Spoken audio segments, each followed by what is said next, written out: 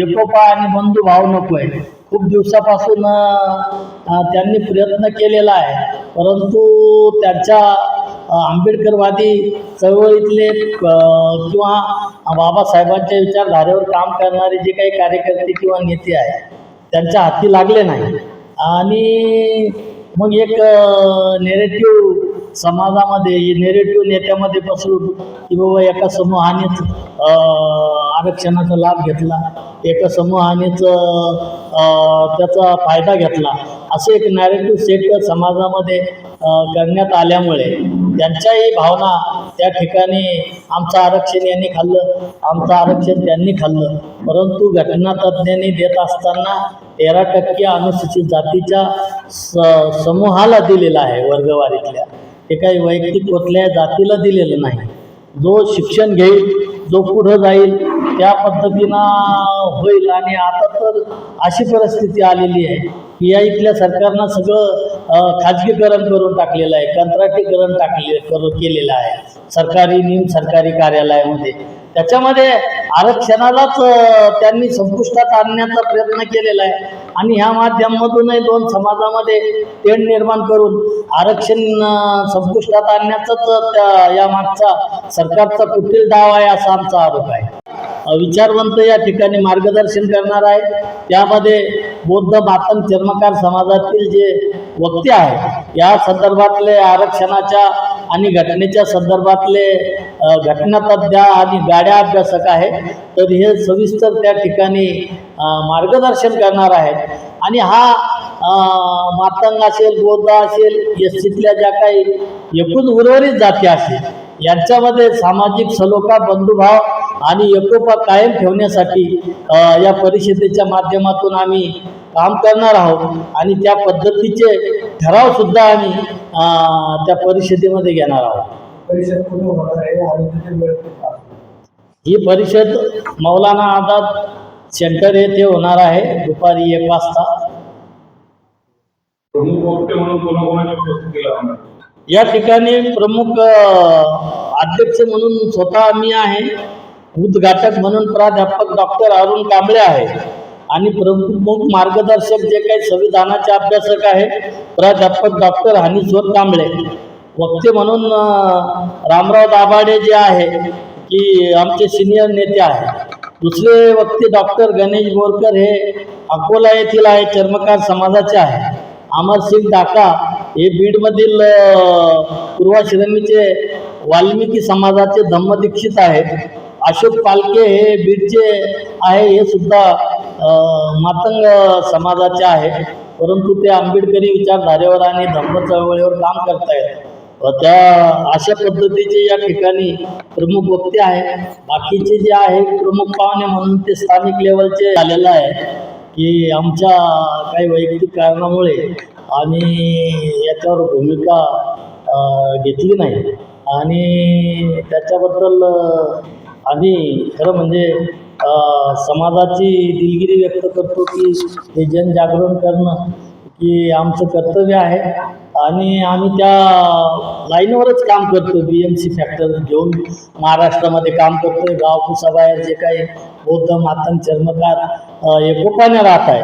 आजही गावामध्ये, गावखेड्यामध्ये आजही यांच्यामध्ये कुठलंही मतभेद किंवा कुठलीही वैरभाव नाही आहे. परंतु जे काही इथल्या शहरातल्या काही मंडळींनी त्या पद्धतीची फेसबुकच्या माध्यमातून चिखलफेक केलेली आहे.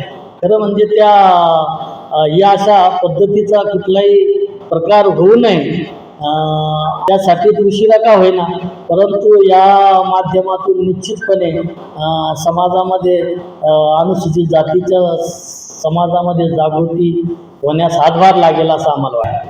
यांना अनुसूचित जाती संघर्ष समितीच्या वतीने येत्या 5 जुलै रोजी आरक्षण उपवर्गीकरण जागर परिषद आयोजित केली आहे. 1 ऑगस्ट 2024 सुप्रीम कोर्टाच्या 7 न्यायमूर्तीच्या बेंचने निकाल दिला.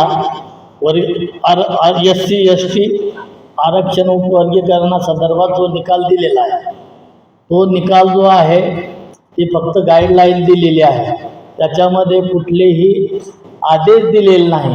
राज्य सरकार फक्त याच्यामध्ये अबकड करू शकतात अशा पद्धतीचं निर्देश त्या जजमेंटमध्ये दिलेले आहे. तत्पूर्वी 2004मध्ये आंध्र प्रदेश वर्सेस केंद्र सरकार याच्यामध्ये जो निकाल आला होता तो निकाल अबकड उपवर्गीकरणाच्या विरोधात आला होता, की घटना तज्ज्ञांनी राज्यघटनेने जे काही आरक्षण दिलेलं आहे ते त्या वर्गवारीतल्या जात समूहाला दिलेलं आहे, वैयक्तिक कुणालाही दिलं नाही. त्याच्यासाठी 340मध्ये ओबीसीला दिलेलं आहे, 341मध्ये SCला दिलेलं आहे आणि 342मध्ये STला दिलेलं आहे. आणि 1 ऑगस्ट 2024चा जो निकाल आहे सुप्रीम कोर्टाचा त्याच्यामध्ये अनुसूचित जाती जमातीच्या अबकड आरक्षण उपवर्गीकरण करण्यात यावं असे निर्देश दिलेले आहे. परंतु इथलं जे महाराष्ट्र सरकार आहे हे RSS धार्जिन आहे, BJPचं सरकार आहे. यांनी फक्त अनुसूचित जातीच्या वर्गीकरणाच्या बाबतीतच त्या ठिकाणी बदल समितीचा नेमण्यात आले आणि त्याचा अहवाल मागण्यात आलेला आहे. हे जातीयवादी सरकार आहे. मातंग आणि बौद्धामध्ये भांडणं लावण्याचं जाणून बुजून या ठिकाणी प्रयत्न केला जात आहे. दोन्हीकडूनही एकमेकाच्या जातीचा उद्धार केला जात आहे. दोन्ही बाजूनेही एकमेकाच्या महापुरुषाचा अवमान केला जात आहे. याच्यामुळे सामाजिक सलोखा आणि कायदा आणि सुव्यवस्थेचा प्रश्न निर्माण होऊ शकतो. म्हणून आज या ठिकाणी सामाजिक सलोखा बंधुभाव अनुसूचित जातीतल्या 59 जातीमध्ये कायम असला पाहिजे. म्हणून आंबेडकरवादी संघर्ष समितीच्या वतीने या ठिकाणी बंधुभाव आणि अनुसूचित जातीमध्ये बंधुभाव आणि एकोपा निर्माण करण्यासाठी खऱ्या अर्थानं या जागर परिषदेचं आयोजन करण्यात आलेलं आहे. खरं म्हणजे या ठिकाणी जे काही घटनातज्ञांनी ज्या काही संविधानिक अधिकार दिलेले आहे, प्रत्येक या देशातल्या प्रत्येक नागरिकाला आपल्या मागण्यासाठी न्याय हक्कासाठी रस्त्यावर उतरून लढा देण्याचा, मोर्चा आंदोलन करण्याचा अधिकार आहे. ते कोणालाही नाकारता येत नाही, कारण भारतीय संविधानाने तो अधिकार दिलेला आहे. परंतु त्या अधिकाराचा गैरवापर, एकमेकाच्या जातीचा उद्धार, एकमेकाच्या महामानवाचा अपमान केला जात आहे, हे फार निंदनीय बाब आहे. आणि त्यामुळे या संदर्भात संविधानाने जे काही दिलेलं आरक्षण आहे आणि त्यानंतर सुप्रीम कोर्टाने जो काही आरक्षण उपवर्गीकरणाबाबतचा निर्देश दिलेले आहे त्याच्यामध्ये SC ST समूहामध्ये जनजागृती करण्यासाठी निश्चितपणे आंबेडकरवादी संघर्ष समितीने या ठिकाणी पुढाकार घेतलेला आहे. आणि या परिषदेला म्हणजे आमचं जे काही BMC फॅक्टर आहे, बौद्ध मातंग चर्मकार हम सब भाई भाई, बुद्धमय भारत निर्माण के लिए आपस में करो सगाई, याप्रमाणे जे आहे या ठिकाणी